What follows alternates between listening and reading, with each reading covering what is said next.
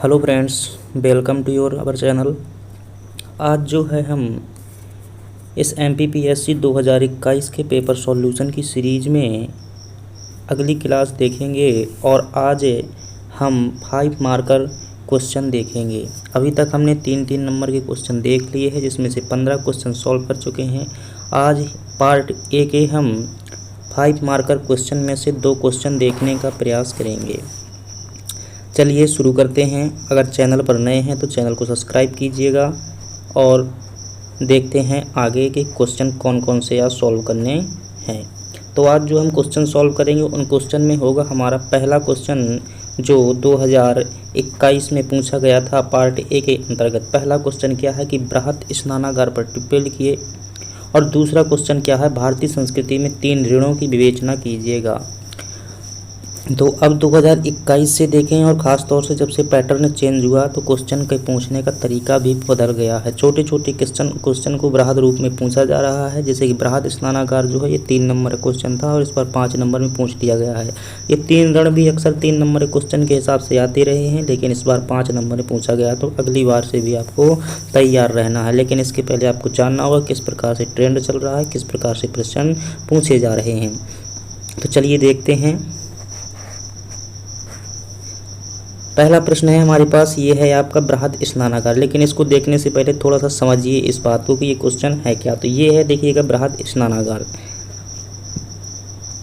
ये बृहद स्नानागार है और ये जो है हड़प्पा सभ्यता, सिंधु घाटी सभ्यता हम पढ़ते हैं, उसके अंतर्गत एक जो है क्या थी, एक स्मारक था। स्मारक कहिए या स्थल कहिए एक प्रकार का। तो इसकी खास बातें क्या थी वो 5 नंबर में लिखनी थी। लगभग 5 बातें बता देनी थी। तो हम ये देख पाते हैं कि किससे बना हुआ है। ये ईंटों से बना हुआ है। ये ईंटों से जो है निर्मित है, ईंटों से निर्मित है। और कैसी है, ये चौकोर टाइप की संरचना है। यहाँ पर जो क्या होता था, ये जो है इस संरचना बनी होती है, यहाँ पर क्या है, जल भरा जाता था। कहीं से जो है प्राकृतिक रूप से जल स्रोत रहा होगा, नदियों से जल यहाँ पर लाता जा रहा होगा, तो यहाँ पर जल भरते थे। और ये देखते हैं आपकी ये क्या बनी हुई हैं, यहाँ पर ये सीढ़ियाँ बनी हुई हैं स्नान करने के लिए। यहाँ पर जो है और ऊपर देखेंगे यहाँ पर चित्र नहीं लगा हुआ है, तो वहाँ पर कुछ कक्ष बने हुए हैं जहाँ पर संभवतः कपड़े चेंज किए जाते रहे होंगे, या फिर स्नान करने के लिए स्नानागार यूँ कह सकते हैं। तो ये क्या है, यही है। और इसके बारे में क्या करना है, लिखना है। तो ये कहाँ से पाया गया है, ये मोहनजोदड़ो से पाया गया है। और यह जो है इसकी विशेष बात है कि हड़प्पा सभ्यता की दूसरी सबसे बड़ी स्मारक है। और इसके संदर्भ में एक जॉन मार्शल ने कोटेशन भी दिया था कि यह जो है विश्व का आश्चर्यजनक स्थल है। इन्हीं सब के बारे में लिख देना है और 50 शब्द पूरे कर देना है। देखिए क्या क्या लिखना है। जैसे कि हमने पहला पॉइंट यहाँ पर लिखा हुआ है, लगभग मैंने मानक लिखने का प्रयास किया है, और इतने से ज़्यादा लिखना वहाँ पर जो है ना तो ज़्यादा स्पेस होता है, इतना ही लिख पाते हैं वहाँ पर, और ना ही हमारे पास ज़्यादा समय होता है। लगभग 2.5 मिनट का समय होता है एक उत्तर को लिखने के लिए 5 नंबर के। तो देखिए, तो सिंधु घाटी सभ्यता का हमने बताया कि ये जो मोहनजोदड़ो से पाया गया है। ये बृहद स्नानागार कहाँ से पाया गया है, मोहनजोदड़ो से प्राप्त संरचना है। हमने ये पहला पॉइंट बता दिया। दूसरा बता दिया कि हड़प्पा सभ्यता की ये क्या है, दूसरी सबसे बड़ी इमारत है। देखिए कई लोग जो क्या है डाटा याद करते हैं, लेकिन डाटा संभवतः वहाँ दबे प्रेशर में, यहाँ सामान्य स्थिति में याद करना थोड़ा सा आसान बात है, लेकिन वहाँ परीक्षा के प्रेशर में जो है लिख पाना थोड़ा सा असंभव हो जाता है। तो डाटा के चक्कर में मत पड़िएगा, लगभग सामान्य बातें लिखने का प्रयास कीजिएगा। डाटा लिख लीजिएगा, मतलब इतना लंबा होता था, इतना चौड़ा होता था, ये भी लिख सकते हैं अगर आपको याद रह सकता है, लेकिन प्रयास कीजिएगा कि जो सामान्य बातें हैं वही लिखें। तो ये क्या थी, दूसरी सबसे बड़ी इमारत थी। एक पॉइंट ये हो जाएगा। अगला इसमें पॉइंट हो जाएगा कि सार्वजनिक स्थल था जिसका उपयोग जो है धार्मिक अवसरों में जो है सामूहिक रूप में स्नानागार करने के लिए किया। जैसे कि कोई क्या होता है, राष्ट्रीय पर्व होता है या कोई त्यौहार होता है, तो ऐसे त्योहारों में क्या करते थे, यहाँ नहाने के लिए इस बृहद स्नानागार का प्रयोग किया जाता था। अगला देखते हैं कि इसमें एक बड़ा जलग्रहण क्षेत्र जैसी संरचना होती, जैसा कि हमने चित्र में देखा था। उसके ऊपर कुछ स्नान कक्ष बने हुए हैं, संभवतः यहाँ लोग स्नान करते व कपड़े बदलते होंगे। ये विशेष बात आपको लिखनी थी जो मैंने कलर चेंज करके लिखी हुई है कि सर, यहाँ पर सर लिखना है। यहाँ पर क्या होगा, थोड़ा सा टाइपिंग मिस्टेक है। जे पुरातत्वविद थे एक सर जॉन मार्शल ने जो है बृहद स्नानागार को क्या कहा था, विश्व का आश्चर्यजनक स्थल कहा था। अगर आप इतनी बातें लिख देते हैं तो निश्चित ये क्या हो जाएगा, आपका एडवांस आंसर माना जाएगा, क्योंकि जिस प्रकार से नया प्रश्न पूछा गया तो वहाँ इतनी बातें लिख पाना ही इम्पॉसिबल था। तो पहली बात हमने क्या बता दी कि स्थित कहाँ पर है, मोहनजोदड़ो में। दूसरी बता दी कि दूसरी सबसे बड़ी जो है इमारत है हड़प्पा सभ्यता की सबसे पहली बड़ी जो इमारत थी वो आपकी क्या है कि ये जो हड़प्पा नामक स्थल से 6 की संख्या में अन्नागार पाए गए थे वो सबसे बड़ी इमारत थी, ये दूसरी बड़ी इमारत है। इसका उपयोग कब और किस समय पर किया जाता था ये बता दिया, और इसके लगभग हमने संरचना के बारे में बता दिया। एक शब्द और लिख सकते हो यहाँ पर कि ये ईंटों से बना हुआ था, ये सब ये भी लिख सकते हैं। और इसे जॉन मार्शल ने क्या कहा, विश्व का आश्चर्यजनक स्थल कहा है। इस प्रकार से हमारा क्या हो जाएगा, बृहद स्नानागार कंप्लीट हो जाएगा। चलिए देखते हैं दूसरा प्रश्न। दूसरा प्रश्न है हमारे पास, भारतीय संस्कृति में 3 ऋणों की विवेचना कीजिएगा। तो देखिए विवेचना करनी है, इसको थोड़ा सा समझ लीजिएगा। अगर ध्यान से समझ लेंगे तो आसानी से लिखने में आपको कोई दिक्कत नहीं होगी। मैं समझाने का प्रयास करता हूँ। देखिएगा कि भारतीय संस्कृति में 3 प्रकार के ऋण बताए गए हैं। एक बताया गया है आपके पास में क्या बताया गया है, पितृ ऋण बताया गया है। एक जो है आपको देव ऋण बताया गया है, और एक आपका ऋषि ऋण बताया गया है। ये तीनों संबंधित मैंने इमेज लगाई हुई है और लगभग समझाने का मैंने यहाँ प्रयास किया है।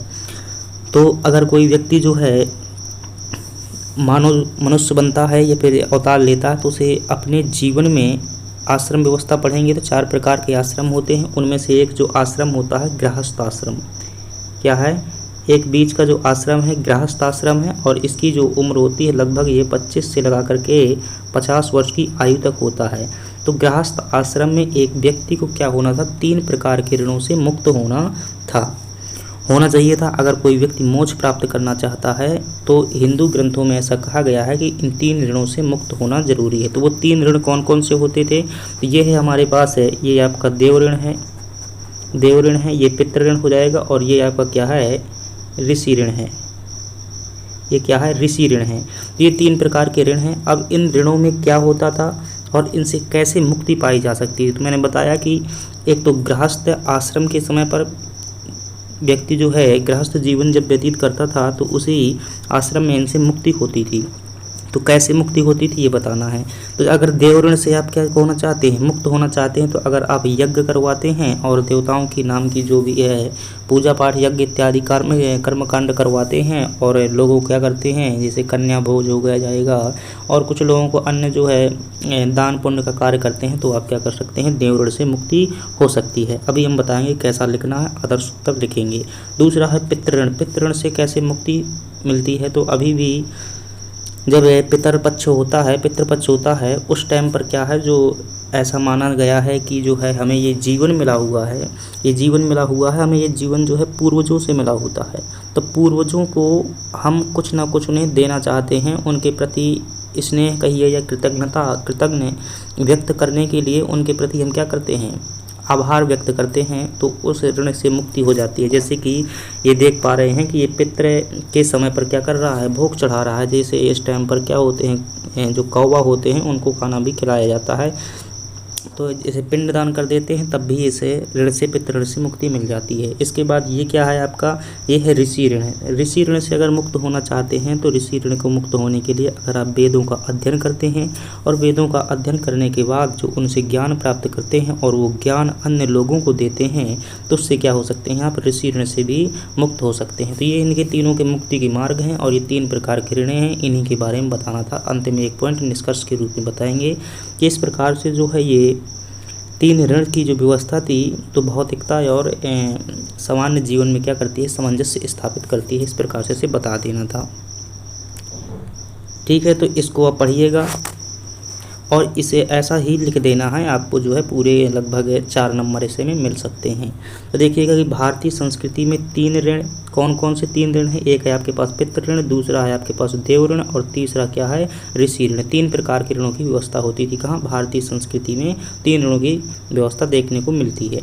तो मनुष्य जो क्या होता था, जब गृहस्थ आश्रम में आता था, गृहस्थ आश्रम बताया है कि सबसे पहले क्या होता था, एक आश्रम होता है जिसे हम ब्रह्मचर्य व्रत आश्रम कहते थे 25 वर्ष की उम्र तक, और 25 वर्ष की उम्र के बाद जो है लोगों क्या होता था, विवाह होता था। विवाह के बाद गृहस्थ आश्रम में गृहस्थ जीवन व्यतीत किया जाता था।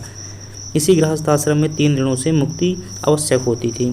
तो 3 ऋणों से मुक्त होना आवश्यक था। कौन से आश्रम में, गृहस्थ आश्रम में, तो इसका भी उल्लेख करना जरूरी था। अगला है कि कैसे इन ऋणों से मुक्ति पाई जा सकती है, अगले पॉइंट में हमने ये बताया हुआ। तो पितृपक्ष के समय दान पुण्य व पूर्वजों के प्रति सम्मान व्यक्त करके पितृ ऋण से वेद अध्ययन द्वारा ऋषि ऋण से, यज्ञ व दान करके देव ऋण से मुक्ति पाई जा सकती है। तो ये जो है हम 3 ऋणों के बारे में, ये 3 ऋणों की चर्चा कर दी। कब इनसे ऋणों की मुक्ति होती है ये चर्चा कर दी। फिर हमने बताया कि इसमें कैसे इससे मुक्ति ली जा सकती है ये बताया। अब निष्कर्ष स्वरूप में एक पॉइंट और बताएंगे। वो पॉइंट क्या है कि इस प्रकार त्रिऋण यानी कि भारतीय संस्कृति में जो 3 ऋण की व्यवस्था होती थी, भौतिकता व अध्यात्म के मध्य उचित समन्वय स्थापित करती नजर आते हैं। तो ये जो हो जाएगा आपका निष्कर्ष स्वरूप हो जाएगा। क्योंकि इसमें जो है भौतिकता यानी कि ज़्यादा व्यक्ति जो है उसमें नहीं लगा रहता कि कमाई करता रहे और किसी को ध्यान न दे, और ये अध्यात्म की ओर भी दोनों में संपर्क स्थापित करता है। ये है भारतीय 3 ऋणों की व्यवस्था।